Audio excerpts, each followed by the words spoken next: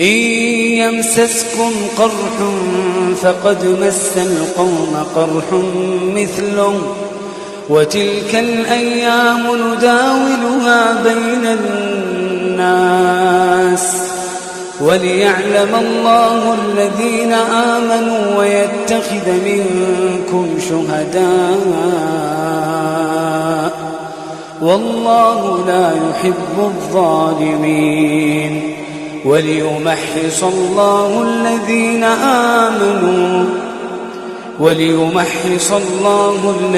آمنوا ويمحق الكافرين.